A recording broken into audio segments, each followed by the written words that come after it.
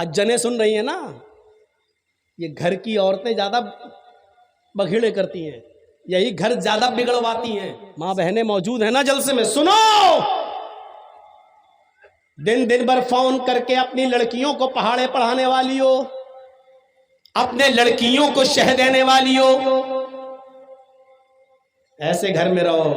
ارے ایسے کیسے تیری ساس ایسا کر سکتی ہے؟ ارے تیری نند ہوتی کون ہے تیرے معاملے میں دخل دینے والی؟ دن بھر موبائلوں پر اپنی بیٹیوں کو سبق پڑھانے والی ہو۔ سنو، اللہ کے نبی اپنی بیٹی سے کہہ رہے ہیں، بیٹی کیوں؟ میں علی سے ناراض ہو کر چلی آئی۔ آپ نے یہ نہیں پوچھا کیا ہوا، کس بات پہ ناراض ہوئی، یہ نہیں کہا۔ یہاں وہ باپ اور ماں کیا جو اپنی بیٹی سے پوچھا، اچھا کیا ہوا، اچھا بتا تو کیا کیا تیرے ساتھ تیرے شوہر نے، بتا تو، مارا ہے، کیا کیا تیرے ساتھ؟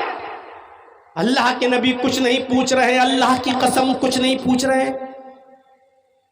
بیٹی ناراض ہو کر آئی، بیٹی نے بس اتنا کہا اللہ کے نبی سے، میں علی سے ناراض ہو کے آئی ہوں ابو۔ آپ نے یہ نہیں پوچھا ناراضگی کس بات پر ہوئی، یہ نہیں کہا غلطی تیری کہ اس کی، کچھ نہیں۔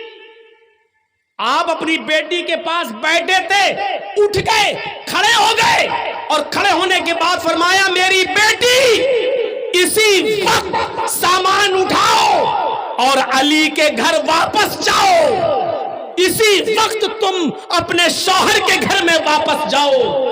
کہا ابو میں نہیں جاؤں گی۔ فرمایا بیٹی سن لو، اگر تم علی کے گھر اس وقت واپس نہیں گئی اور میرے گھر میں تیرا انتقال ہو گیا، میرے گھر میں اگر تم مر گئی، میرے گھر میں اگر تمہاری روح قبض ہو گئی، تمہارا انتقال اگر میرے گھر پہ ہو گیا، تو قسم ہے اس ذات کی جس کے قبضے میں محمد کی جان، تیرے باپ کی جان ہے، اگر میرے گھر میں تیرا انتقال ہو گیا تو تیرا باپ محمد تیرا جنازہ نہیں پڑھا، تیرا باپ محمد تیرا جنازہ نہیں پڑھائے گا، اسی وقت اٹھو اور چلی جاؤ۔ یہ ہوتے ہیں گھر بنانے کے طریقے۔ حجنے سن رہی ہیں نا؟ یہ گھر کی عورتیں زیادہ بگھیڑے کرتی ہیں، یہی گھر زیادہ بگڑواتی ہیں۔ سیریل دیکھ رہی ہیں نا، ساس بھی کبھی بہو تھی، پاکستانی ڈرامے گھروں میں دیکھے جا رہے ہیں، وہی چیزیں اپنے گھروں میں اپنی بیٹیوں کو ان کے سسرال میں جانے کے بعد بتائے جا رہے ہیں اور پڑھائے جا رہے ہیں۔ اللہ کے نبی نے فرمایا بیٹی اٹھو، اسی وقت جاؤ، اگر تمہارا انتقال ہو گیا میرے گھر میں تو یاد رکھنا محمد تمہارا جنازہ نہیں پڑھائے گا۔ اپنے شوہر سے ناراض ہو کر اگر بیٹی آئے اور انتقال کر جائے اور اس حال میں کہ شوہر اس سے ناراض ہو، تو محمد رسول اللہ بھی اس کا جنازہ پڑھانے سے انکار کر رہے ہیں۔ جو عورتیں مر جاتی ہیں اپنے گھروں میں، اس حال میں مرتی ہیں کہ ان کے شوہر ان سے ناراض رہتے ہیں اور ناراضگی کی حالت میں مر جاتے ہیں، بتاؤ دنیا کے کس مولوی کو ایسی عورت کا جنازہ پڑھانا چاہیے؟ کیا ایسی عورتیں حق رکھتی ہیں کہ ان کا جنازہ پڑھایا جائے؟ کیا ادھیکار ہے؟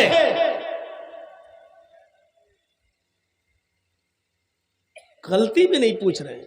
جاؤ پہلے گھر جاؤ، گھر پہنچو، میں آؤں گا، دونوں کی گفتگو سنوں گا، جس کی غلطی ہوگی اس کو سمجھا دوں گا، لیکن ابھی گھر جاؤ۔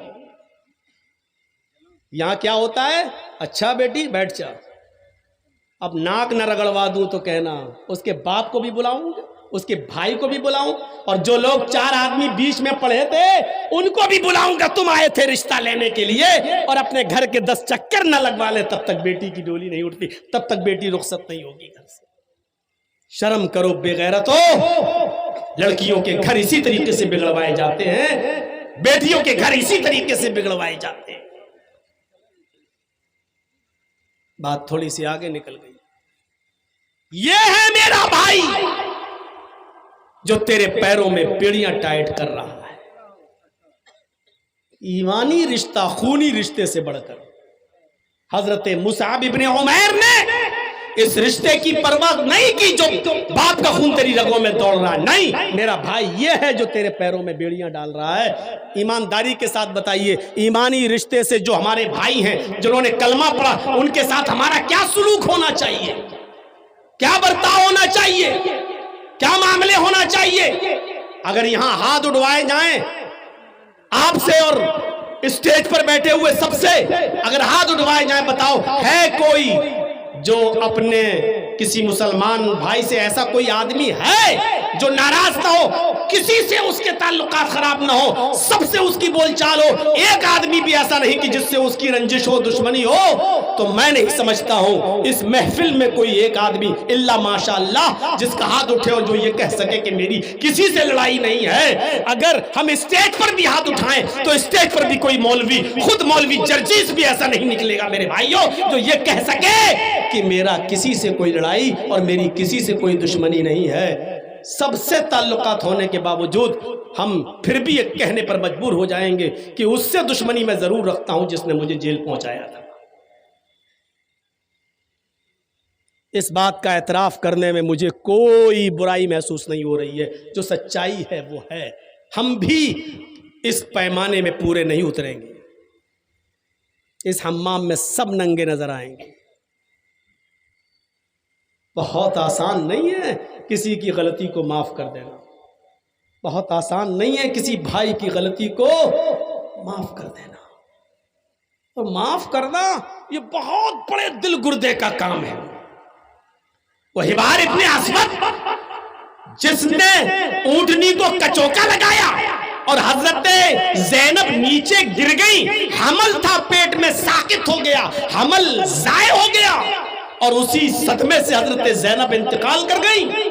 اور جب مکہ فتح ہوا اور حبار ابن اسود سامنے آیا تو کہنے لگا کہ آپ نے سب کو معاف کیا، مجھے بھی معاف کر دو. آپ نے کہا تیرا جرم کیا ہے؟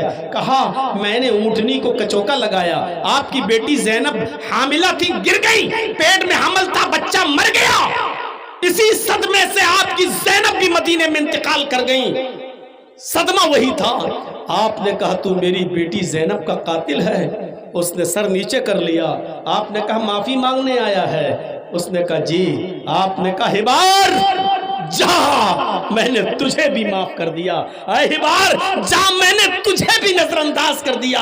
حالانکہ تو میری بیٹی کا قاتل ہے، تو نے مجھے تکلیف تو اتنی دی ہے کہ مجھے 23 سال میں 13 سال مکہ اور 10 سال مدینہ، اس 23 سال میں جتنی تکلیفیں سب نے مل کر دی ہیں ترازو کے پلڑے پر رکھ دی جائیں. اور میری بیٹی کا جس دن تو نے جان لیا، میری بیٹی کا جس دن تو نے کچوکا مارا اور اس کو گرایا اور اس کا انتقال ہوا، اس ایک دن کی تکلیف کو اگر ترازو کے دوسرے پلڑے پہ رکھا جائے تو آئے حبار اس ایک دن کی تکلیف میری 23 سال کی تکلیفوں پر بھاری ہوگی. لیکن جا، میری چوکھٹ پر معافی مانگنے آیا ہے، میں نے تجھے معاف کر دیا. یہ معاف کرنا ہر کسی کے بس کی بات کہاں ہے میرے بھائیوں. یہ بہت بڑے کلیجے کا کام ہے. یہ آپ نے تعلیم اس لیے دی ہے کہ میرے بھائیوں جب میں ایک کافر کو معاف کر سکتا ہوں تو اگر کسی مسلمان سے بہت بڑی غلطی ہو جائے تو ایک مسلمان ہونے کی حیثیت سے تم اس کو معاف کیوں نہیں کر سکتے؟ کرو. اور بہتر انسان وہ ہے جو زندگی میں جلدی سے معافی تلافی کر کے اپنے معاملے کو حل کر لے. بڑی محنت کی تھی اللہ کے رسول نے یہ بھائی چارہ پیدا کرانے کے لیے، بڑی محنت کی تھی. آپ کو معلوم نہیں حالات کیا تھے عرب کے؟ ایک آدمی کی بکری دوسرے کے کھیت میں چلی گئی، دوسرے محلے میں، دوسرے گاؤں میں، دوسرے قبیلے میں، اور دوسرے قبیلے کے آدمی کے کھیت میں جا کے تھوڑی سی گھاس کھا لی. بس بکری ہے کھا لی، چلی گئی چلتے ہوئے دوسرے محلے میں اور اس گاؤں میں جا کر دوسرے کے قبیلے میں گھاس کھا لی. وہ بکری کو پکڑ کے لایا اور اس آدمی کے پاس لا کر کہتا اپنی بکری پکڑ اور باندھ کے رکھ. میرے کھیت میں کیسے آئی؟ آج چھوڑ رہا ہوں لیکن آئندہ اس بکری کو باندھ کے رکھنا. یہ آدمی بھی تیش میں آ گیا. ارے بکری ہے چلی گئی تو کیا ہوا، تھوڑی سی گھاس کھا لی تو کیا ہوا ہے؟ تو اتنا غصہ ہو رہا ہے؟ اسی پہ تو میں ہو گئی. بس اس نے کہا سنبھال کے رکھ آئندہ نہ ہے.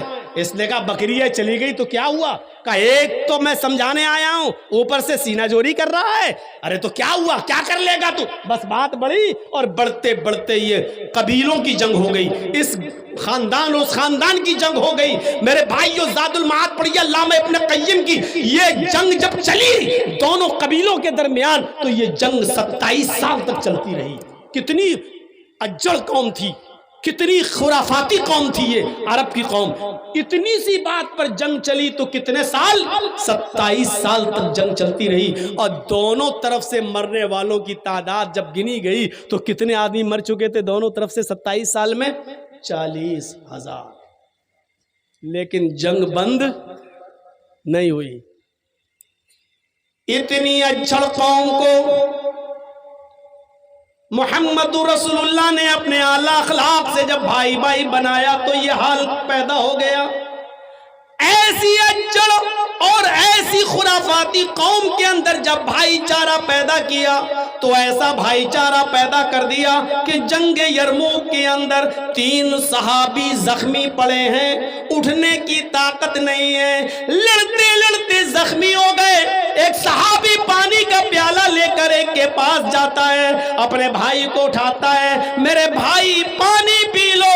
جیسے ہی پانی کا پیالہ اس کے ہونٹوں تک جاتا ہے، دوسرا صحابی جو زخمی ہے وہ چیختے ہیں، ارے تھوڑا سا پانی اگر بچ جائے تو مجھے بھی پلا دینا، میں بھی پیاسا ہوں۔ اس پیاسے صحابی نے، اس زخمی نے جب سنا کہ میرا بھائی جو زخمی پڑا ہے وہ بھی پیاسا ہے، اس نے پانی ہٹا دیا، پانی چھوڑ دیا، اپنے بھائی سے کہا اس بھائی کو زخمی کو پہلے پانی پلاؤ، شاید وہ مجھ سے بھی زیادہ پیاسا ہے۔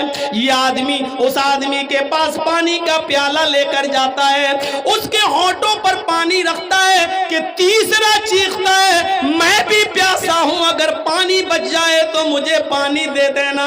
اس دوسرے نے بھی ریفر کر دیا تیسرے کی طرف، وہ مجھ سے بھی زیادہ پیاسا نظر آتا ہے، میں نہیں پیوں گا، اس کو پلا دو۔ یہ آدمی اس تیسرے کے پاس جاتا ہے، اس کو زمین سے اٹھا کر اپنے سینے سے لگاتا ہے، پانی کا برتن اس کے ہونٹ تک لے جاتا ہے، لیکن دیکھتا ہے کہ اس کی جان جعفری کے سپرد ہو گئی، یہ آدمی انتقال کر گیا۔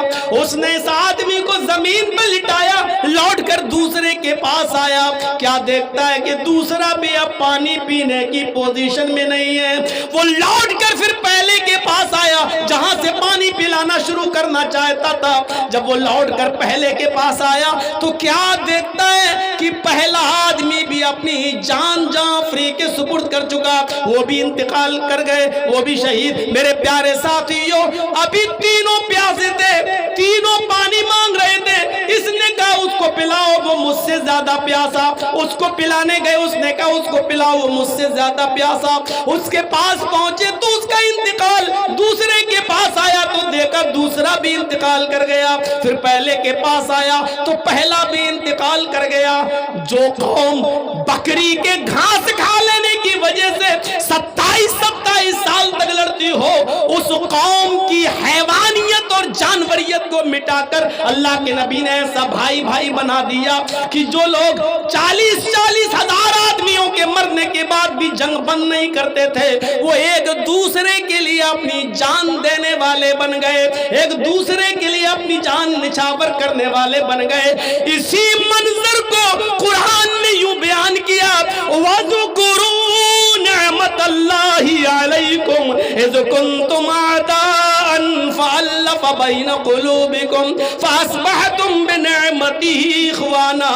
او لوگو، تم اللہ کی اس نعمت کو یاد کرو جو اس نے تمہارے اوپر کی ہے، تم اللہ کی اس نعمت کو یاد کرو جو اس نے تمہارے اوپر برسائی ہے۔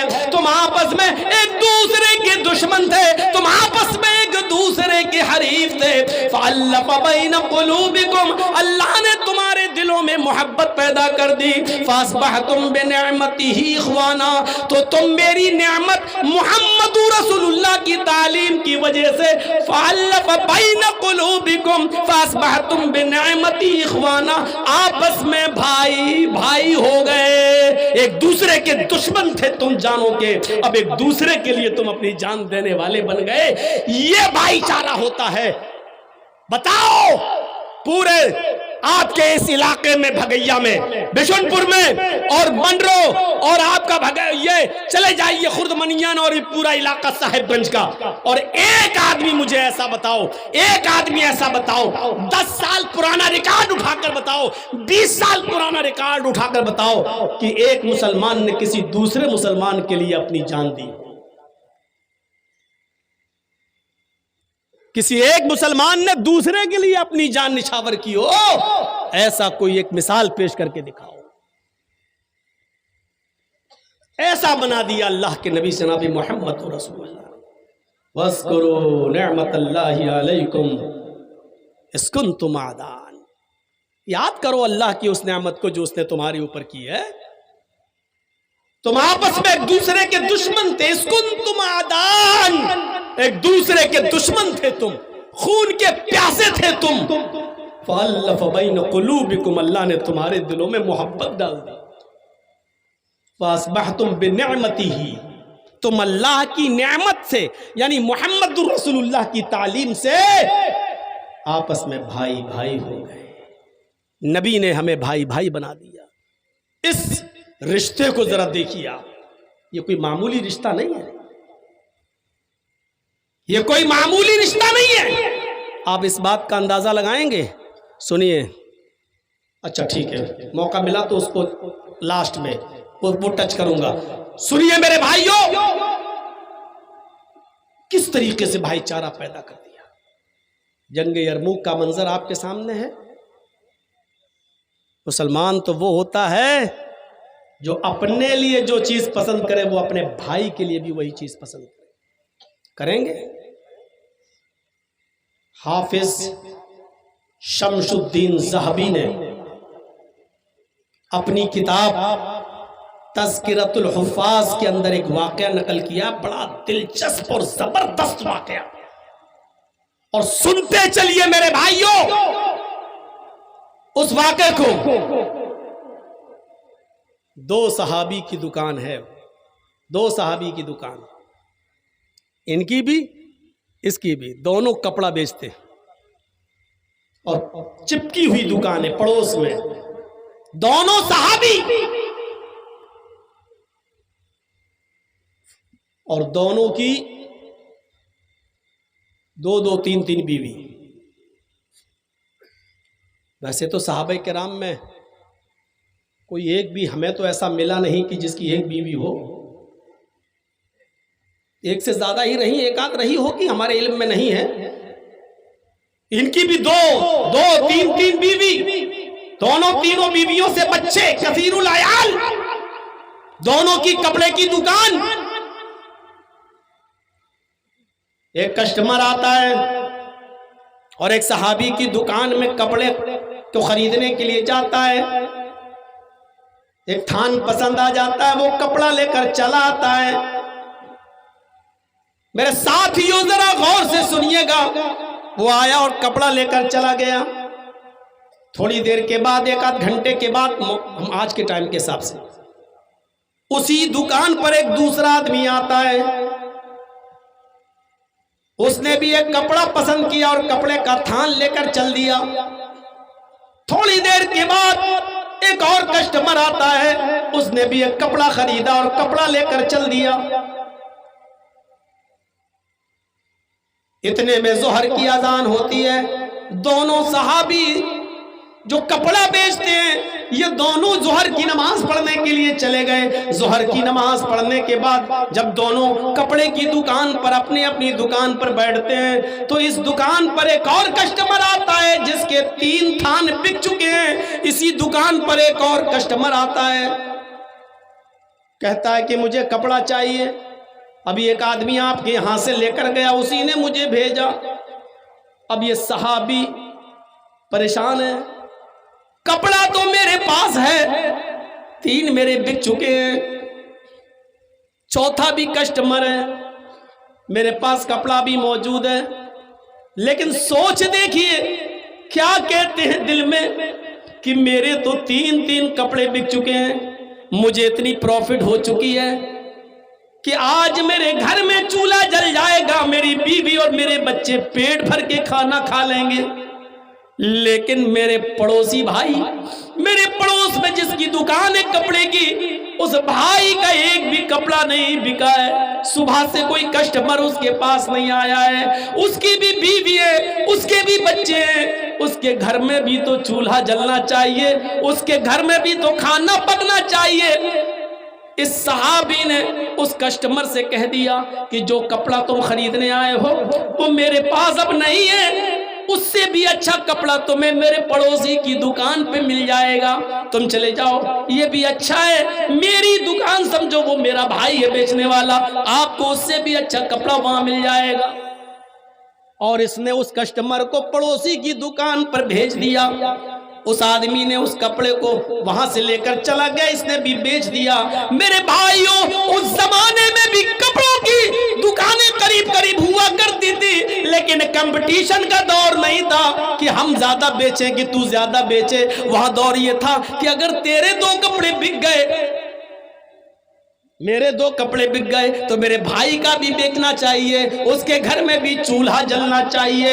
میرے بھائیوں، یہی تعلیم تھی جناب محمد رسول اللہ صلی اللہ علیہ وسلم نے۔ یہاں بے ایمانوں نے یہ چکر بنا لیا، مولانا صاحب میرے پڑوس میں بھی کپڑے کی دکان کھل گئی، سارے کسٹمر میرے وہاں بھاگ گئے، ایسا کوئی تعویذ دو جو ہم اپنی دکان کے سامنے گاڑ دیں، اس کی دکان کے کسٹمر بھاگتے ہوئے میرے پاس آ جائیں، اور آج کے یہ بے ایمان کٹھ ملے دھڑا دھڑ تعویذ دیتے، تیرے گھر میں برکت ہوگی، تیری دکان چلے گی، اس کی دکان بند ہو جائے گی۔ ارے محمد رسول اللہ نے جو تعلیم دی تھی وہ تعلیم ایسی تھی کہ دونوں کی دکانیں چلیں، دونوں اپنے گھر کے چولہے جلائیں، دونوں کے گھروں میں اور دکانوں میں خیر و برکت ہو۔ لیکن آج صورتحال یہ ہو چکی ہے کہ ہماری یہاں دکان ہے، بغل میں ایک اور کسٹمر آ رہا ہے، ہم دور سے ہی چلاتے ہیں، بھیا ادھر آؤ ادھر آؤ ادھر آؤ۔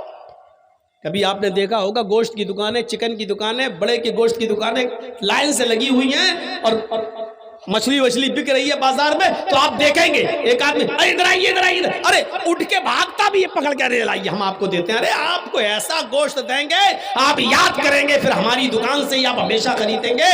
آپ آج کے اس دور کو دیکھیے اور اس زمانے کو دیکھیے، جو اپنے لیے پسند کرو وہ اپنے بھائی کے لیے پسند کرو۔ اس حدیث پر کون عمل کر رہا ہے؟ کون؟ اور ماشاءاللہ ہے مسلمان۔ ابھی کل جمعہ ہے نا، خیر میں تو جا رہا ہوں وہاں پڑھانے کے لیے گڈا میں لل مٹیا، اب اشتہار بھی نکل گیا، اب کل دیکھیے گا ماشاءاللہ مسجد میں جگہ تک نہیں ملے گی، نظر آئیں گے مسلمان سب۔ ربانی صاحب آپ کے ہاں جمعہ پڑھائیں گے، مسجد بھر جائے گی، مسلمان آئیں گے سب نظر، لیکن پوچھو مسلمان تو وہ ہے جو اپنے لیے پسند کرو وہ دوسرے کے لیے بھی، اپنے بھائی کے لیے بھی وہی پسند کرتا ہے۔ اللہ کے رسول نے مسلمان کی تعریف تو یہ کی ہے کہ المسلم من سلم المسلمون من لسانہ و یدہ، مسلمان وہ ہے کہ جس کی زبان سے اور جس کے ہاتھ سے دوسرے مسلمان کو تکلیف نہ ہو۔ کیا ہم مسلمان ہیں؟ ہماری زبان سے اور ہمارے ہاتھ سے کیا مسلمان محفوظ رہتا ہے؟ ہماری زبان سے اور ہمارے ہاتھ سے کتنے مسلمان محفوظ ہیں؟ ہم اندازہ لگائیں۔ ظلم کا حال تو پوچھو مت، کتنے امیر لوگ ایسے ہوں گے جنہوں نے اپنے پڑوسیوں کی 1 میٹر 1 گج 1 فٹ زمین داب لی ہوگی، کیونکہ ان کا معاملہ بگڑ رہا تھا اور وہ بیچارہ غریب آدمی کیس بھی نہیں کر سکتا، اور پنچایت بھی بیٹھی تو سارے گاؤں والے مل کر اسی امیر آدمی کا ساتھ دینے لگے، کیونکہ غریب آدمی کی طرف سے کون بولے گا؟ میرے بھائیوں، کتنا بڑا ظلم آج! کیا یہی اسلام سکھلاتا ہے؟ یہی علامہ ذہبی کی ایک کتاب ہے جس کا نام ہے الکبائر، کتاب الکبائر، علامہ ذہبی کی۔ علامہ ذہبی نے اپنی کتاب الکبائر کے اندر ایک واقعہ نقل کیا ہے، ایک ظالم کا ایک بیچارہ غریب آدمی دریا کے کنارے مچھلی پکڑ رہا تھا، اور مچھلی پکڑتے پکڑتے ایک بڑی مچھلی اس کے ہاتھ میں آ گئی، وہ خوش تھا، آج میرے 8 بچے گھر میں بیٹھ کے کھانا کھائیں گے، اس مچھلی سے سب کا پیٹ بھر جائے گا، میری بیوی بھی آج پیٹ بھر کے کھانا کھائے گی، میرے بچے بھی پیٹ بھر کے کھانا کھائیں گے۔ یہ غریب آدمی بیچارہ بہت مجبور ہو، غریب آدمی، بے بس آدمی، उस मछली को लेकर अपने घर की तरफ जा रहा है। रास्ते में एक अमीर, एक दौलतमंद आदमी, एक सोचफुर आदमी, बड़ा आदमी, उसकी नजर इसकी मछली पर पड़ गई। उसने सोचा इसकी मछली छीन ली जाए तो आज हम अपने दोस्तों को दावत करके खिलाएंगे, आज हमारे दोस्त बहुत खुश होंगे। इस आदमी ने उस गरीब आदमी से कहा मछली मुझे दे दे। इसने कहा साहब बड़ी मेहनत से पकड़ी है, मेरे बच्चे भूखे वो खाएंगे। उसने कहा दे रहा है या नहीं दे रहा है, जबरदस्ती छीनने लगा। इस आदमी ने कहा अगर आपको मछली की इतनी जरूरत है तो ले लीजिए, लेकिन इसकी कुछ कीमत दे दीजिए ताकि मैं कुछ और अपने बच्चों को पकाकर खिला सकूं, मेरे घर में चूल्हा जल सके और मेरे बच्चे कुछ खा सके। इस जालिम ने कहा चुप, मछली दे, कुछ नहीं मिलेगा तुझे, ये मछली मुझे दे। वो जबरदस्ती उस मछली को छीनने लगा, लेकिन चूंकि इसके सामने इसके बच्चों की भूख थी, ये मछली देना नहीं चाह रहा था। जब छीना तो इसने उसके हाथ को मुंह में रख लिया ऐसे मजलूम ने, और उसका अंगूठा, उस जालिम का अंगूठा इस मजलूम के मुंह में आ गया ऐसे। इसने सोचा काट लूं ताकि ये छोड़ दे मछली। उसने काटा, लेकिन वो ताकतवर था, उसने झटक लिया और मछली छीन ली और इस गरीब आदमी से मछली छीन कर जाने लगा। लेकिन थोड़ा सा दर्द हुआ उसके काटने का। यह आदमी चीखता रहा कि देखो इस मछली के अलावा मेरे बच्चों के पास खाने के लिए कुछ नहीं है, अल्लाह के वास्ते ये मछली दे दे या उसकी कोई कीमत दे दे। ये हंसते हुए जाने लगा और कहने लगा चल जा हट।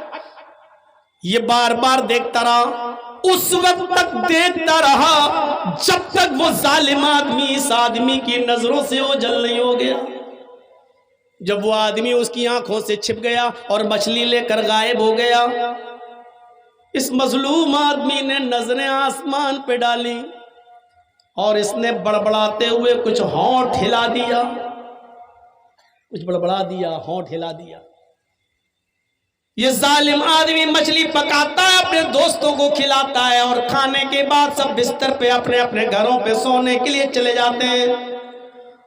रात का अंधेरा है, रात की तारीकी है। इस आदमी के अंगूठे में दर्द शुरू होता है। ये जालिम आदमी पैसे वाला आदमी था, भागता हुआ किसी तबीब के पास गया। तबीब ने कहा दर्द हो रहा है कि हाँ, कुछ लेप था लगा दिया गया। उस जमाने में जो इलाज चलता था, लेप लगा दिया, कहा ठीक है सुबह तक दर्द बंद हो जाएगा। सुबह देखता है कि वो अंगूठा और पूरी तरीके से पक चुका है। ये तबीब को दिखाने के लिए गया, कहा साहब बजाय सही होने के और पक रहा है। हकीम ने, तबीब ने कहा इसमें तो जहर फैल रहा है, तुम्हारा ये अंगूठा काटा जाएगा। अगर अंगूठा काटा ना गया तो ये जहर पूरे हाथ तक फैल जाएगा। उसने 2-4 हकीमों को दिखाया, सबने यही कहा कि जहर अंगूठे में भर चुका है, इस अंगूठे को कटवा दो। बिल आखिर 5 दिन के बाद उसने अपने अंगूठे को कटवा दिया, लेकिन जहर इन्फेक्शन था जो खत्म होने का नाम नहीं लिया।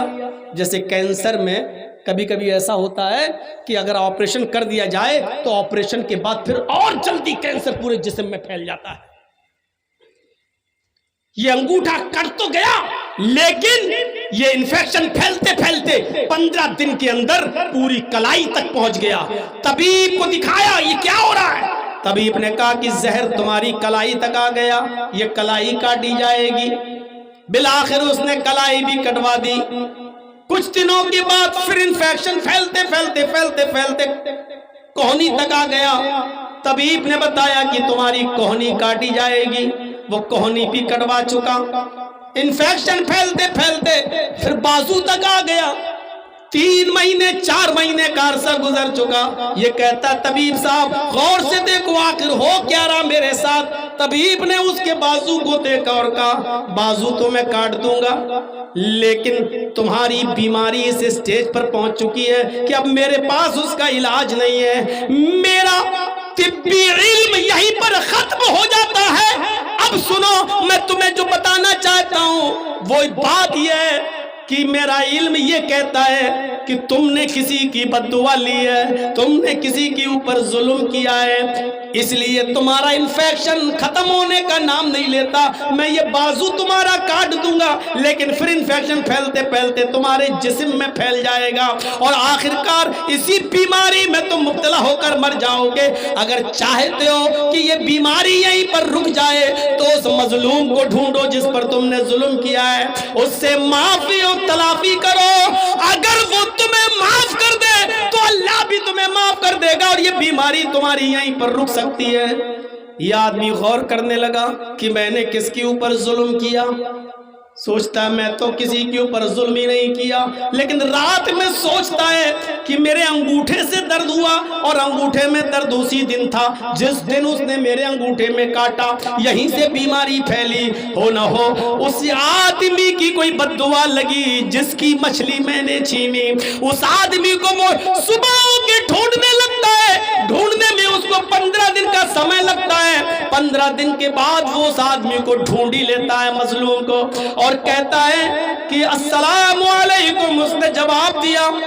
اس ظالم نے پوچھا کیا تم مجھے پہچانتے ہو؟ مظلوم نے جواب دیا شکل تو دیکھی دیکھی لگ رہی ہے لیکن صحیح سے میرے ذہن میں نہیں آ رہا ہے کہ تم کون ہو.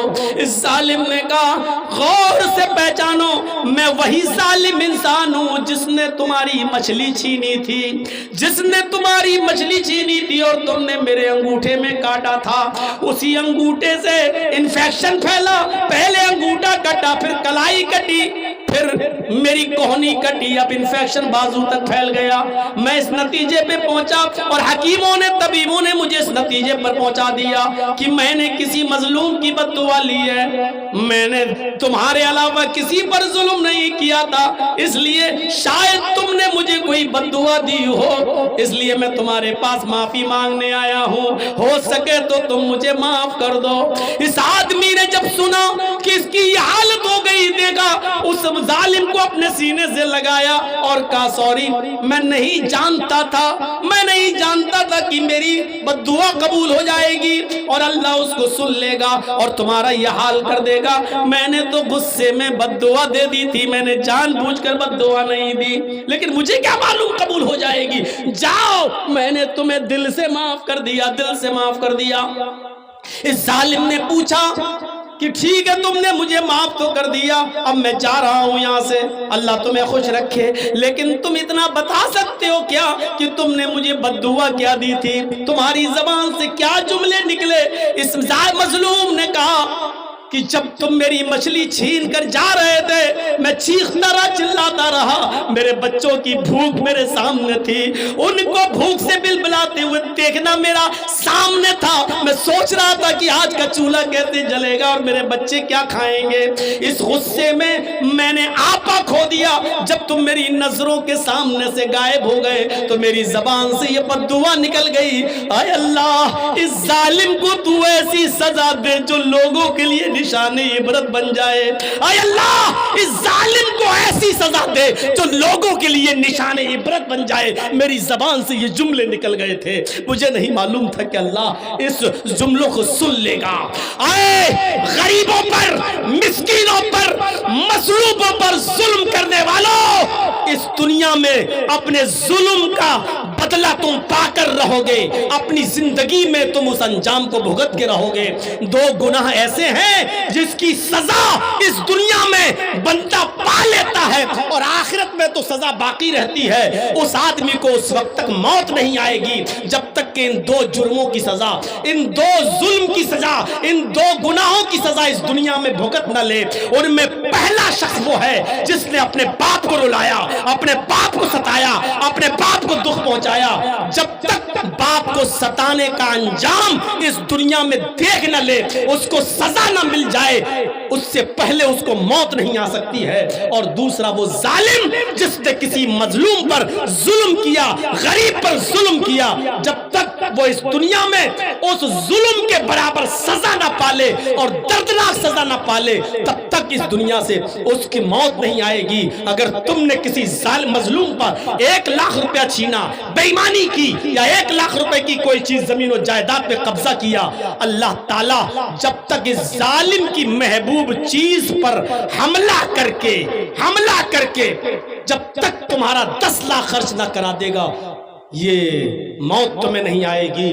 تمہاری محبوب ترین چیز کیا ہے؟ اولاد۔ تم نے کسی غریب پر ظلم کیا، 1 لاکھ روپیہ چھینا، اللہ تیرے بیٹے کو کینسر کا مریض بنا دے گا۔ 10 لاکھ روپیہ خرچ کر کے بھی تیرا بیٹا صحیح نہیں ہوگا، تیری بیوی کو بیمار کر دے گا، تیرا 20 لاکھ روپے خرچ ہو کر بھی تیری بیوی صحیح نہیں ہوگی۔ جب تک یہ ظالم اپنے ظلم کی سزا کا انجام اس دنیا میں نہ دیکھ لے، اس کو موت نہیں آئے گی۔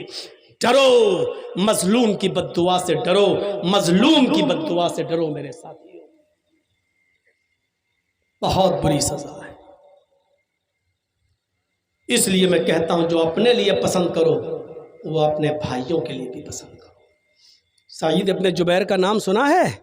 بہت بڑے تابعی گزرے ہیں۔ حجاج ابن یوسف نے ان کے قتل کا اعلان کر دیا اور کہا ان کو زندہ پکڑ کے لاؤ۔ پولیس کو اعلان کر دیا ان کو پکڑ کے لاؤ اور زندہ مجھے چاہیے، زندہ، مرے ہوئے نہیں۔ بہت نیک آدمی تھے، بڑے متقی پرہیزگار تھے، لیکن حجاج ابن یوسف کے خلاف عالم بغاوت بلند کیا، اس لیے حجاج نے ان کو زندہ پکڑ کے لانے کا حکم دیا۔ پولیس والے ان کو کتوں کی طرح ڈھونڈ رہے ہیں، جیسے کتے کوئی چیز ڈھونڈتے ہیں، ایسی پولیس والے ڈھونڈ رہے ہیں سعید ابن جبیر کو کہ کسی طریقے سے ہمیں مل جائیں۔ لیکن سعید ابن جبیر ہاتھ نہیں آ رہے تھے، وہ دن میں کسی کے ہاں سو جاتے تھے چپکے سے اور رات میں نکلتے تھے تاکہ حجاج کی سلطنت سے نکل کر کسی اور ملک میں چلا جاؤں اور وہاں میں اپنی جان کی حفاظت کر لوں، سیف کر لوں۔ ایک دن کہیں سو رہے تھے بیچارے، کسی ہمدرد کے گھر میں سو رہے تھے اور کسی جاسوس نے جاسوسی کر دی اور حجاج کی پولیس نے جا کر ان کو پکڑ لیا۔ اپنے ہی لوگ جاسوسی کرتے ہیں، غیر نہیں، اپنے ہی، کسی اپنے نے ہی جاسوسی کر دی، کسی اپنے نے ہی جاسوسی کر دی اور سعید ابن جبیر جو بڑے نیک تھے، متقی اور پرہیزگار، ان کو پکڑ لیا گیا، ان کو اریسٹ کر لیا گیا۔ اب حجاج کے پاس لانے کی تیاری ہے، 15 دن کا سفر ہے، حجاج تک ان کو پہنچایا جائے، 15 دن لگیں گے حجاج کے پاس جانے میں۔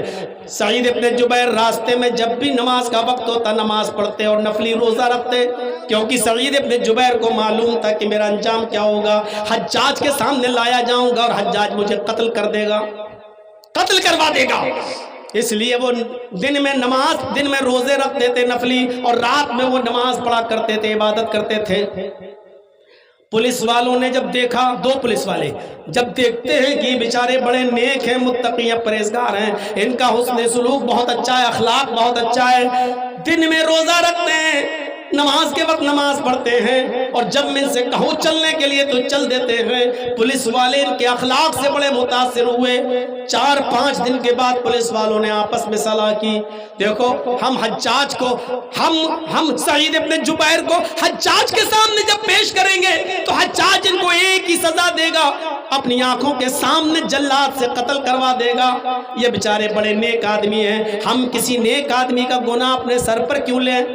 ایسا کرتے ہیں کہ ہم دونوں مل کر سعید کو چھوڑ دیتے ہیں بیچارے کو، اور حجاج سے یہ کہہ دیں گے کہ بہت ڈھونڈنے کے بعد بھی ہمیں سعید ابن جبیر نہیں ملے۔ پولیس والوں نے اچھائی سوچی، سعید ابن جبیر سے کہا دیکھو سعید، بہت رات ہو رہی ہے اور میں نہیں چاہتا ہوں کہ تمہیں حجاج کے پاس لے جاؤں اور حجاج تمہیں قتل کر دے، ایسا کرو ہم تمہیں چھوڑ رہے ہیں، تم چپکے سے رات میں نکلو اور رات میں سفر کرنا اور دن میں کہیں چھپ جانا، پھر رات میں سفر کرنا، 2-3 راتوں کے بعد تم کسی دوسرے ملک میں چلے جاؤ گے، وہاں تمہاری جان بچ جائے گی اور تم حجاج کے ظلم سے اپنے آپ کو بچا لو گے، جاؤ ہم تمہیں چھوڑ رہے ہیں۔ سعید ابن جبیر نے کہا اللہ تمہیں خوش رکھے، آج تم نے میری بیوی کو بیوہ ہونے سے بچا لیا، میرے بچوں کو یتیم ہونے سے بچا لیا، جس طرح تم نے میرے اوپر رحم کیا اللہ تمہارے اوپر بھی رحم کرے۔ سعید ابن جبیر چل دیے، کہا چلو اچھا ہوا تم نے مجھے چھوڑ دیا، جاؤ۔ سعید ابن جبیر جانے لگے، جو چیز بتانا ہے سنیے وہ کیا ہے۔ سعید ابن جبیر ابھی 100 قدم دور گئے ہوں گے، بس 100 قدم دور، 1 کلومیٹر بھی نہیں، 2 کلومیٹر بھی نہیں، 100 قدم دور گئے ہوں گے بس۔ 100 कदम दूर जाने के बाद वहीं से पलटते हैं और पलटने के बाद लौट कर वापस आते हैं और उन दोनों पुलिस वालों से कहते हैं कि नहीं, मैं तुम्हारे साथ हज्जाज इब्न यूसुफ के पास जाऊंगा, मुझे मत छोड़ो, मुझे वहां जाना है, मुझे लेकर वहां चलो। पुलिस वाले हैरान हैं, हमने तो तुम्हें छोड़ दिया है और तुम आए हो और अपने आप को मौत के मुंह में ढकेल रहे हो, तुम्हें मालूम है कि हज्जाज तुम्हें कत्ल कर देगा। सईद इब्न जुबैर कहते हैं कि मुझे अपना अंजाम मालूम है कि मैं कत्ल किया जाऊंगा, लेकिन फिर भी मैं तुमसे कहता हूं कि लेकर चलो। पुलिस वालों ने कहा, अरे सईद तुम्हें क्या हो गया है, तुम्हें क्या हो गया, मैं तुम्हें छोड़ रहा हूं और तुम जा रहे हो। सईद इब्न जुबैर ने फरमाया कि जब मैं जा रहा था 100 कदम दूर गया, मेरे सामने अल्लाह के नबी की हदीस आ गई कि जो तुम अपने लिए पसंद करो वो अपने भाई के लिए भी पसंद करो, और जो अपने लिए पसंद नहीं करते हो वो अपने भाई के लिए भी पसंद न करो। तुम दोनों भी मुसलमान हो और हमारे भाई हो ईमानी रिश्ते से, मैं तुम्हारे लिए कैसे पसंद कर लूं। जब तुम मुझे छोड़ दोगे तो जिस जासूस ने मेरी जासूसी की और मुझे एक आदमी के घर में मुखबिरी करके पकड़वा दिया, उस जासूस को ये अच्छी तरीके से मालूम होगा कि तुम दोनों ने मुझे पकड़ लिया है और हज्जाज के पास ले जाया जा रहा है। तुम हज्जाज से कहोगे कि हमें सईद नहीं मिले, लेकिन वो जासूस हज्जाज को बता देगा और कह देगा कि इन दोनों पुलिस वालों ने पकड़ लिया था लेकिन रास्ते में कहीं छोड़ दिया। अगर हज्जाज को यह पता चलेगा कि तुमने मुझे पकड़ने के बाद फिर छोड़ दिया तो मेरी जान तो बच जाएगी, लेकिन हज्जाज तुम दोनों को नहीं छोड़ेगा और तुम दोनों को कत्ल कर दिया जाएगा। मैं नहीं चाहता कि मेरी जान बच जाए और मेरी जगह पर तुम दोनों को कत्ल कर दिया जाए। जैसे मुझे कत्ल होना पसंद नहीं है, उसी तरीके से मैं तुम दोनों का भी कत्ल होना पसंद नहीं करूंगा, मुझे ले चलो। पुलिस वालों ने फिर कहा मान जाओ, कहा नहीं, मैं बच जाऊं और तुम दोनों को कत्ल कर दिया जाए, ये मुझे गवारा नहीं। बहरहाल पुलिस वाले मजबूर हो गए और सईद इब्न जुबैर को लेकर आए और हज्जाज के सामने पेश कर दिया। हज्जाज ने जब सईद इब्न जुबैर को देखा तो हंस दिया, पुलिस वालों को इनाम से तो नवाज दिया, लेकिन सईद इब्न जुबैर से कहा ये बागी आज आ गया, मैं इसको अपनी आंखों के सामने कत्ल होते हुए देखना चाहता हूं, लिहाजा खूनी चमड़ा बिछाया जाए। खूनी चमड़ा बिछा दिया गया, खूनी चमड़ा बिछा दिया गया। उस खूनी चमड़े के बाद हज्जाज इब्ने यूसुफ ने पीछे से सईद इब्ने जुबैर के हाथ बंधवा दिए, उनको घुटनों के बल जमीन के ऊपर बिठा दिया और जल्लाद को हुक्म दिया कि मेरी आंखों के सामने इनकी गर्दन पर तलवार चलाओ और इनकी गर्दन तन से जुदा कर दो। हज्जाज का हुक्म होते ही जल्लाद ने तलवार सईद इब्ने जुबैर की गर्दन पर मारी और जिस चीज का खतरा था वही हुआ। सईद इब्ने जुबैर की गर्दन एक ही वार में तन से जुदा कर दी गई। सईद इब्ने जुबैर को कत्ल कर दिया गया। पूरा वाकया बताने का मकसद यह है कि सईद इब्ने जुबैर ने अपने आप को कत्ल करवा लिया, लेकिन अपने आप को बचाने के चक्कर में उन पुलिस वालों को नहीं फंसवाया, उनको मौत के मुंह में नहीं ढकेला। मुसलमान वो होता है जो अपने आप को बचाकर दूसरों को नहीं फंसवाता है। मुसलमान वो होता है जो चीज अपने लिए पसंद करता है वही दूसरों के लिए भी पसंद करता है, और जो अपने लिए पसंद नहीं करता वो दूसरों के लिए भी पसंद नहीं करता। मेरे भाइयों, इसका मतलब मुसलमानों के अलावा हमारा कोई भाई नहीं है। सिर्फ मुसलमानों को ही अब अपना भाई समझें। हिंदू हमारे भाई नहीं, क्रिश्चियन हमारे भाई नहीं, यहूदी हमारे भाई नहीं, मजूसी हमारे भाई नहीं, सिख हमारे भाई नहीं, जैनी हमारे भाई नहीं। किसी के दिल में ये तसव्वुर ना आए। यहां ईमानी रिश्ते से अल्लाह ने सबको भाई कहा है।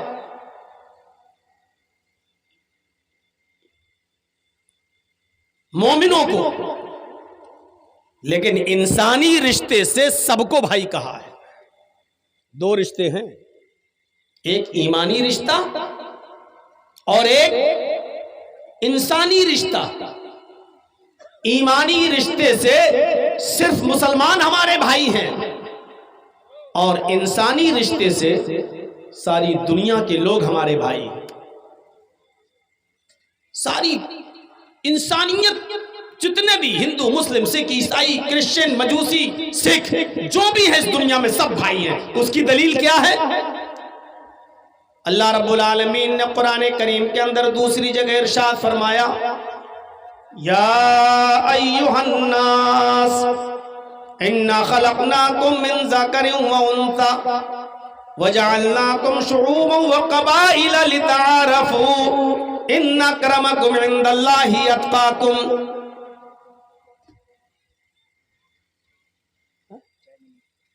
ہم کو چاہیے یا ایھا الناس انا خلقناکم من ذکر و انثی. آئے ساری دنیا کے انسانوں، سمپورن جگت کی مانو ذاتی، ہائے دنیا کے لوگوں، ہم نے تم کو ایک مرد اور ایک عورت سے پیدا کیا ہے.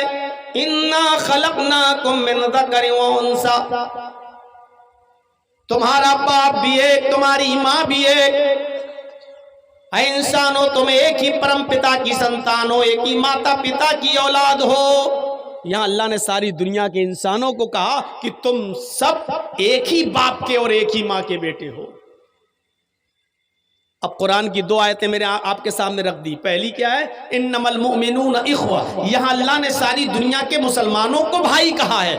اور قرآن کی جو دوسری جگہ کی آیت میں نے آپ کے سامنے پڑھی ہے دوسری جگہ سے، اس میں اللہ نے ساری دنیا کے انسانوں کو ایک باپ کا اور ایک ماں کا بیٹا، ایک باپ کی اولاد اور ایک ماں کی اولاد کہا ہے. یعنی انسانی رشتے سے بھی سب بھائی اور ایمانی رشتے سے مسلمان ہمارے بھائی. اچھا، آپ لوگ بھی یہ جملے بولتے ہو کہ نہیں؟ یہ ہمارا بھائی ہے. اب کہا جاتا ہے اچھا سگا بھائی ہے؟ نہیں نہیں نہیں، یہ ہمارے خالہ کا بیٹا ہے، یہ ہمارے چچا کا بیٹا ہے، یہ ہمارے پھوپھا کا بیٹا ہے. لیکن آپ اس کو بھائی کہتے ہیں جبکہ خون کا کوئی رشتہ اس کے ساتھ نہیں ہے آپ کا. لیکن بھائی وہ بھی ہے آپ کا. خالہ ذات صحیح، چچا ذات صحیح، پھوپھا ذات صحیح، ماما ذات صحیح، لیکن بھائی وہ بھی ہے. لیکن سگا بھائی وہی ہے کہ جس باپ کا خون آپ کی رگوں میں دوڑ رہا ہے اسی باپ کا خون آپ کے بھائی کی رگوں میں بھی دوڑ رہا ہو. جس بھائی نے آپ کی ماں کا دودھ پیا اسی ماں کا دودھ آپ نے بھی پیا ہو. یہ سگا، یہ حقیقی رشتہ ہے. لیکن بھائی وہ بھی ہے. یہ نہیں کہا کہ تم صرف مسلمانوں کے ساتھ رحم کرو، اچھا سلوک کرو کیونکہ یہ تمہارے بھائی ہیں، اور دوسروں کے اوپر ظلم کرو. یہ نہیں کہا اسلام نے. قرآن یہ کہتا ہے کہ ایمانی رشتے سے دنیا کے سارے مسلمان تمہارے بھائی ہیں. ان سے تمہاری نسبت ایمانی رشتے کے لحاظ سے زیادہ بہتر ہونا چاہیے. اور جو انسانی رشتے سے تمہارے بھائی ہیں غیر مسلم لوگ، ان سے بھی تمہارا اچھا سلوک ہونا چاہیے. لیکن جو ترجیح آپ اپنے ایمانی بھائی کو دیں گے وہ ترجیح آپ غیر مسلم کو، دوسرے بھائی کو نہیں دیں گے. یہ عام طور پہ دیکھا جاتا ہے آپ کو اپنے بیٹے سے جو پیار ہوگا وہ آپ کو اپنے پڑوسی کے بیٹے سے پیار نہیں ہوگا. لیکن یہ مطلب نہیں ہے کہ آپ اس سے نفرت کرتے ہیں، آپ اس کو برا سمجھتے ہیں. نہیں، آپ کا پڑوسی، اس کا بیٹا اگر بیمار ہو جائے، غریب آدمی ہے، آپ کو پتا چلا کہ میرے پڑوس میں رہنے والے میرے دوست کا بیٹا ہاسپٹل میں ایڈمٹ ہے، آپ اس کی عیادت کے لیے جاتے ہیں، دیکھا کہ وہ ICU میں ایڈمٹ ہے، آپ اس کو دیکھنے کے لیے جاتے ہیں. وہاں آپ کیا کریں گے؟ چونکہ وہ آپ کا اپنا بیٹا نہیں ہے، آپ وہاں آدھا گھنٹہ بیٹھ جائیں گے، زیادہ سے زیادہ 1 گھنٹہ آپ بیٹھ جائیں گے. آپ اس بیٹے کے باپ کو، اس کی ماں کو تسلی دیں گے انشاءاللہ آپ کا بیٹا ٹھیک ہو جائے گا. اگر وہ ضرورت مند ہوا، غریب ہوا، زیادہ سے زیادہ آپ اس کو 2-4-5 ہزار روپے سے اس کی مدد کر دیں گے. یہ ہمدردی ہے آپ کے اندر اور ہونی بھی چاہیے. لیکن اگر پڑوسی کے بیٹے کے علاوہ اگر اسی جگہ پر آپ کا اپنا بیٹا ہے تو آپ کا سلوک کیا ہوگا؟ کیا آپ یہی کریں گے جو پڑوسی کے بیٹے کے ساتھ کرتے ہیں؟ نہیں. آپ کا اگر اپنا بیٹا ہوگا تو آپ اپنے بیٹے کے علاج کے سلسلے میں سرکاری نوکری بھی چھوڑ دیں گے. 2-4 دن میں نہیں آؤں گا، میرا بیٹا بیمار ہے، تنخواہ کٹے گی काट लेना, लेकिन मैं अपने बेटे को देखूंगा। आप नौकरी छोड़ देंगे, आप बिजनेस करते हैं तो बिजनेस छोड़ देंगे, आप अपने शहर से दूसरे शहर माल बेचने जाते हैं, आप दूसरे शहर का सफर तर्क कर देंगे। और हॉस्पिटल में पड़ोसी के बेटे को तो आप आधा घंटा 1 घंटा दे रहे थे, अपने बेटे के लिए आप 24 घंटे देंगे। पड़ोसी के बेटे के लिए तो आपने 2, 4, 5 हजार रुपए से मदद की, लेकिन अपने बेटे के लिए आप तिजोरी का मुंह खोल देंगे।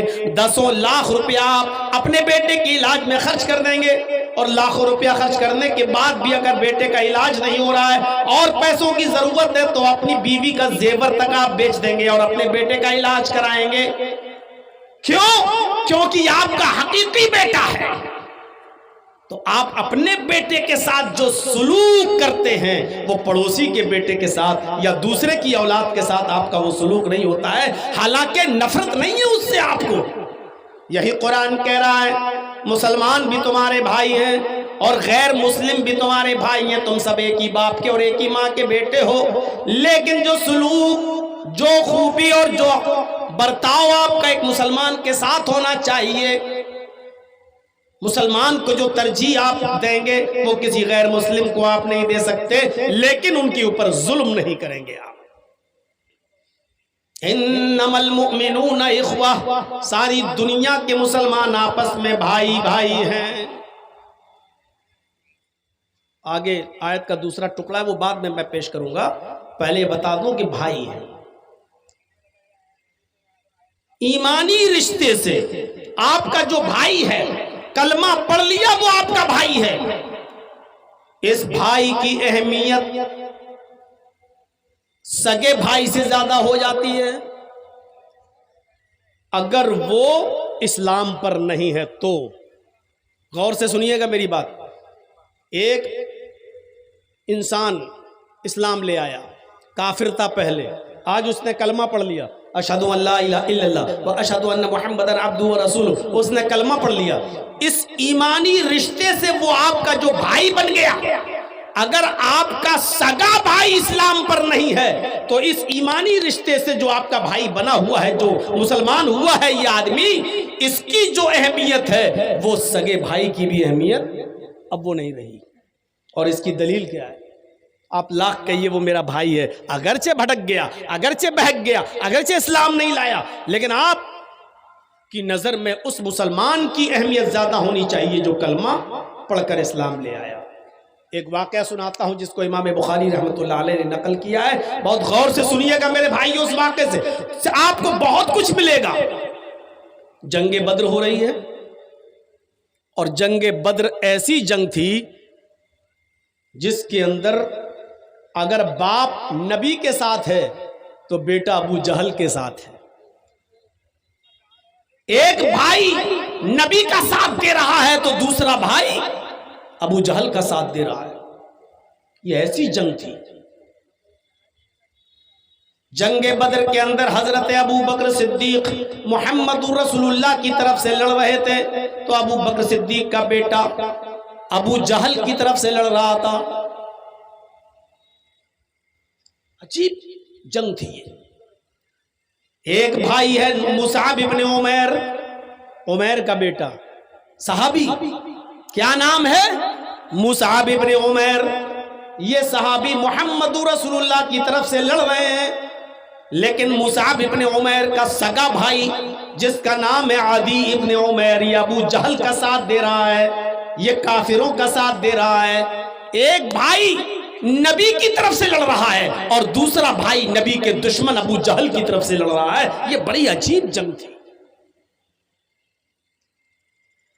और आपको ये अच्छी तरीके से मालूम होगा, जब ये जंग खत्म हुई तो नबी अकरम को शानदार फतह, शानदार कामयाबी मिली इस जंग के अंदर।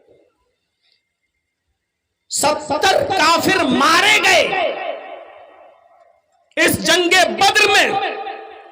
70 काफिर मारे गए और 70 ही काफिरों को कैद कर लिया गया। जो बताना है वो ये कि जिन काफिरों को कैद किया गया ان کافروں میں مصعب ابن عمیر کے بھائی عدی ابن عمیر بھی شامل ہیں، ان کو بھی قید کر لیا گیا۔ اللہ کے نبی صلی اللہ علیہ وسلم نے صحابہ کو حکم دیا کہ ان کافروں کے پیروں میں بیڑیاں ڈال دو۔ منظر دیکھیے میرے بھائیوں، ان کافروں کے پیروں میں بیڑیاں ڈال دو۔ صحابہ کرام ان کافروں کے پیروں میں بیڑیاں ڈالنے لگے تاکہ یہ رات میں بھاگ نہ جائیں۔ بیڑیاں ڈالتے ڈالتے ڈالتے ڈالتے عدی ابن عمیر کا نمبر آ جاتا ہے۔ ایک صحابی عدی ابن عمیر کے پیروں میں بیڑیاں ڈال رہے ہیں، وہی مصعب ابن عمیر کھڑے ہو کر دیکھ رہے ہیں کہ میرے بھائی کے پیروں میں بیڑیاں ڈالی جا رہی ہیں۔ تو مصعب ابن عمیر کہتے ہیں اس کو ٹائٹ کر کے باندھو، یہ بیڑی کو ذرا ٹائٹ کرو، کس کے زور سے، اور تالا ذرا اچھی طریقے سے لگانا، اچھی طریقے سے لاک کرنا۔ یہ بیڑیاں توڑنے میں ماہر ہے، ایکسپرٹ ہے، کبھی بھی بیڑی توڑ کر بھاگ سکتا ہے۔ یہاں سے ٹائٹ کرو، ایسے اس کو جکڑو تاکہ بیڑی نہ توڑ سکے۔ یہ کون کہہ رہا ہے؟ مصعب ابن عمیر۔ کس کے لیے؟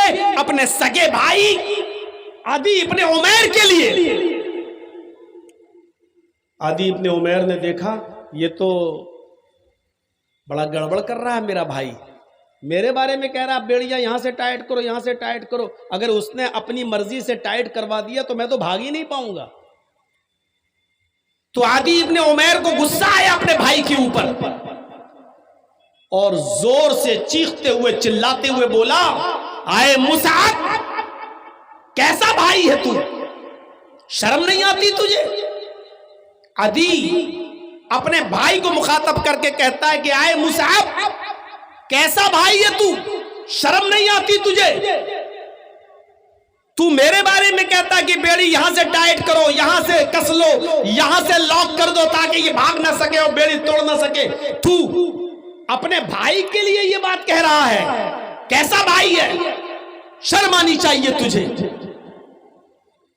مصعب ابن عمیر نے جب یہ سنا کہ مجھے للکارتے ہوئے کہہ رہا ہے کہ کیسا بھائی ہے، تو مصعب ابن عمیر نے بھی للکارتے ہوئے کہا، خاموش، چپ، کیسا بھائی؟ کون بھائی؟ میں تجھے اپنا بھائی نہیں مانتا۔ کیسا بھائی؟ عدی نے کہا، اے مصعب، کیا میں تیرا بھائی نہیں ہوں؟ مصعب نے کہا، نہیں، میں تجھے اپنا بھائی نہیں مانتا۔ پھر عدی بولا، اے مصعب، کیا تیرا باپ عمیر نہیں ہے؟ مصعب نے کہا، ہاں میرا باپ عمیر ہے۔ عدی نے کہا، میرا باپ بھی عمیر ہے۔ کیا تیری رگوں میں تیرے باپ عمیر کا خون نہیں دوڑ رہا ہے؟ مصعب نے کہا، ہاں میری رگوں میں میرے باپ عمیر کا خون دوڑ رہا ہے۔ عدی نے کہا، میری رگوں میں بھی میرے باپ عمیر کا خون دوڑ رہا ہے۔ کیا تیری ماں میری ماں نہیں ہے؟ مصعب نے کہا، ہاں تیری ماں میری ماں ہے۔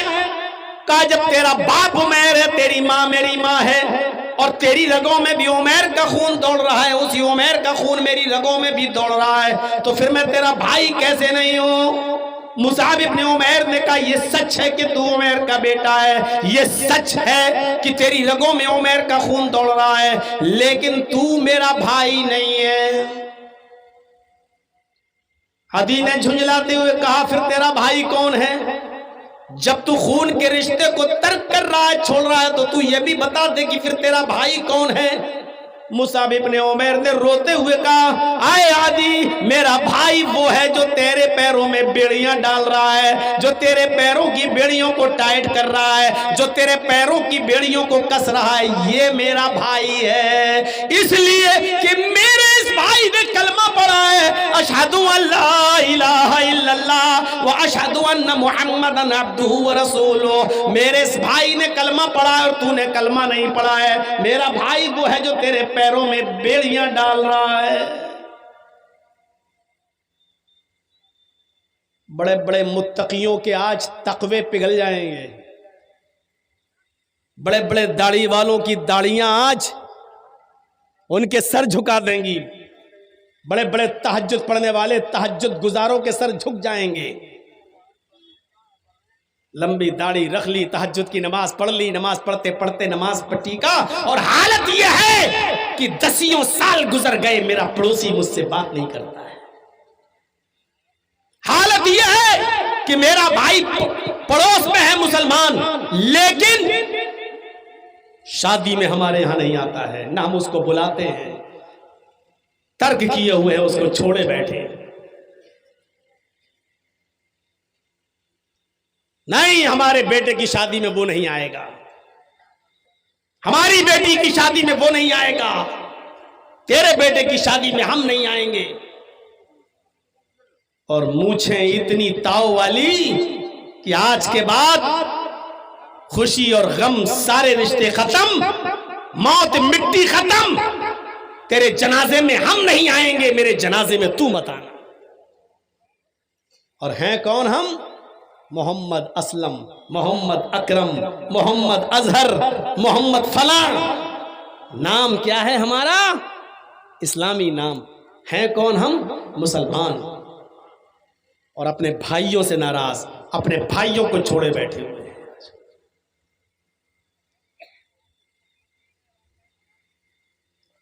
اسی لیے وہ حدیث میں نے شروع میں پڑھی تھی, اگر کوئی مسلمان اپنے کسی مسلمان بھائی سے 3 دن سے زیادہ ناراض رہتا, 3 دن سے زیادہ بات چیت نہیں کرتا ہے, 3 دن سے زیادہ چھوڑے رہتا ہے, تو اس کی کوئی فرض, کوئی سنت, کوئی نفل اللہ رب العالمین کے یہاں قبول نہیں, کوئی روزہ اللہ کے یہاں قبول نہیں. نماز کا معاملہ کتنی بڑی اہمیت نماز کی ہے. یہ وہ نماز جو نہ خوشی میں معاف, نہ غم میں معاف, جو نہ خوشی میں معاف, نہ غم میں معاف. 8 لڑکیوں کے بعد اللہ نے آپ کو ایک لڑکا دیا ہے. کتنی بڑی خوشی ملی ہے آپ کو. مارے جشن منا رہے ہیں, ماشاءاللہ آج میرے گھر میں بیٹا پیدا ہوا. ارے 6-7 لڑکیوں کے بعد اللہ نے آج لڑکا دیا ہے. آپ خوش ہیں کہ آج بیٹا ہوا. اسی وقت آواز آتی ہے حی علی الصلاۃ. اس خوشی میں اتنے مدہوش مت ہو جاؤ, نماز کا وقت ہے, تمہیں اس خوشی میں بھی نماز پڑھنا ہے.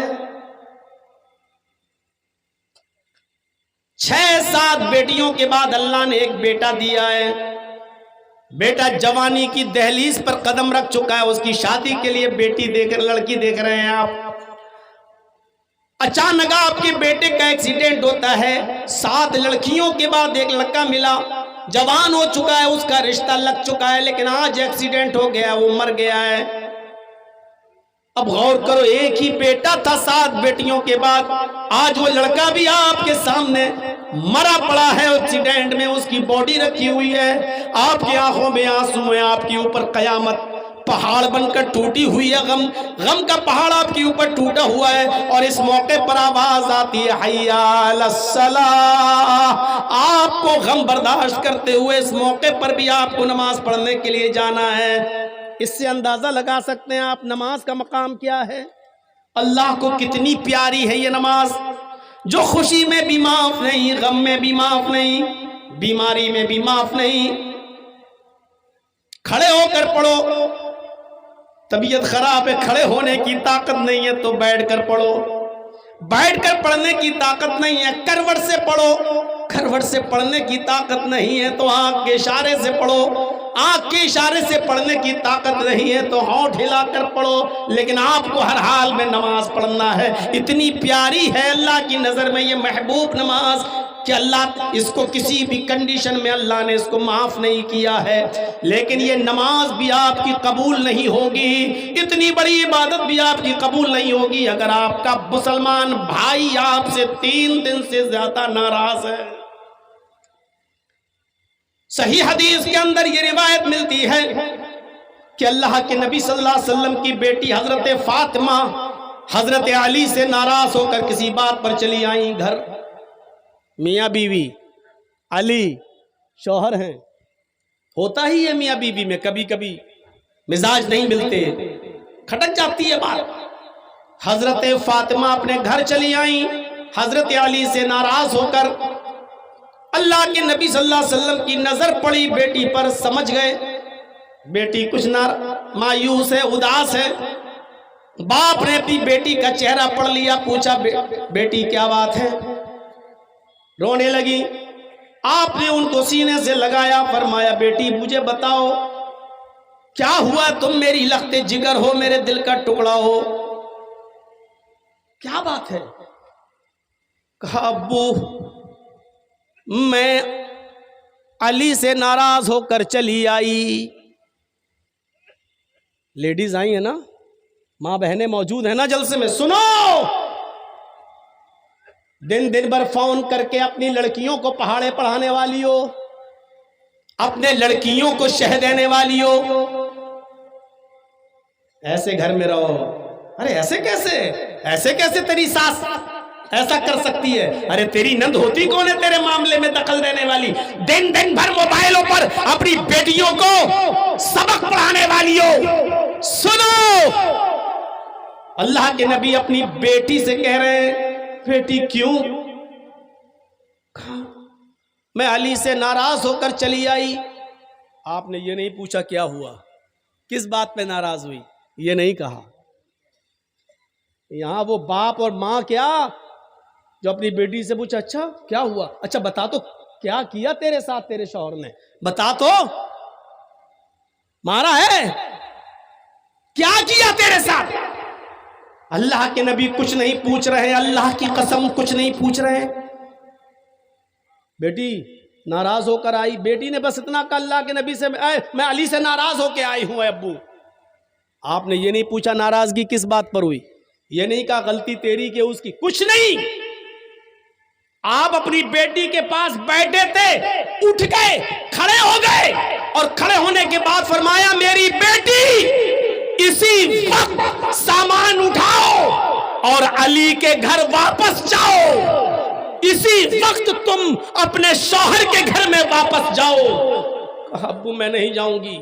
فرمایا بیٹی سن لو، اگر تم علی کے گھر اس وقت واپس نہیں گئی اور میرے گھر میں تیرا انتقال ہو گیا، میرے گھر میں اگر تم مر گئی، میرے گھر میں اگر تمہاری روح قبض ہو گئی، تمہارا انتقال اگر میرے گھر پہ ہو گیا، تو قسم ہے اس ذات کی جس کے قبضے میں محمد کی جان، تیرے باپ کی جان ہے، اگر میرے گھر میں تیرا انتقال ہو گیا تو تیرا باپ محمد تیرا جنازہ نہیں پڑھا، تیرا باپ محمد تیرا جنازہ نہیں پڑھائے گا، اسی وقت اٹھو اور چلی جاؤ. یہ ہوتے ہیں گھر بنانے کے طریقے. حجنے سن رہی ہیں نا، یہ گھر کی عورتیں زیادہ بگھیڑے کرتی ہیں، یہی گھر زیادہ بگڑواتی ہیں. سیریل دیکھ رہی ہیں نا، ساس بھی کبھی بہو تھی، پاکستانی ڈرامے گھروں میں دیکھے جا رہے ہیں، وہی چیزیں اپنے گھروں میں اپنی بیٹیوں کو ان کے سسرال میں جانے کے بعد بتائے جا رہے ہیں اور پڑھائے جا رہے ہیں. اللہ کے نبی نے فرمایا بیٹی اٹھو، اسی وقت جاؤ، اگر تمہارا انتقال ہو گیا میرے گھر میں تو یاد رکھنا محمد تمہارا جنازہ نہیں پڑھائے گا. اپنے شوہر سے ناراض ہو کر اگر بیٹی آئے اور انتقال کر جائے اور اس حال میں کہ شوہر اس سے ناراض ہو، تو محمد رسول اللہ بھی اس کا جنازہ پڑھانے سے انکار کر رہے ہیں. جو عورتیں مر جاتی ہیں اپنے گھروں میں، اس حال میں مرتی ہیں کہ ان کے شوہر ان سے ناراض رہتے ہیں اور ناراضگی کی حالت میں مر جاتے ہیں. بتاؤ دنیا کے کس مولوی کو ایسی عورت کا جنازہ پڑھانا چاہیے؟ کیا ایسی عورتیں حق رکھتی ہیں کہ ان کا جنازہ پڑھایا جائے؟ کیا ادھیکار ہے؟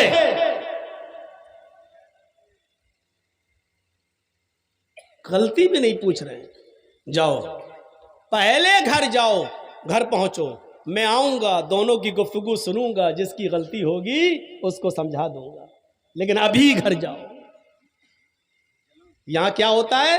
اچھا بیٹی بیٹھ جا، اب ناک نہ رگڑوا دوں تو کہنا، اس کے باپ کو بھی بلاؤں گا، اس کے بھائی کو بھی بلاؤں، اور جو لوگ 4 آدمی بیچ میں پڑے تھے ان کو بھی بلاؤں گا. تم آئے تھے رشتہ لینے کے لیے اور اپنے گھر کے 10 چکر نہ لگوا لے تب تک بیٹی کی ڈولی نہیں اٹھتی، تب تک بیٹی رخصت نہیں ہوگی گھر سے. شرم کرو بے غیرتو. لڑکیوں کے گھر اسی طریقے سے بگڑوائے جاتے ہیں. بیٹیوں کے گھر اسی طریقے سے بگڑوائے جاتے ہیں. بات تھوڑی سی آگے نکل گئی.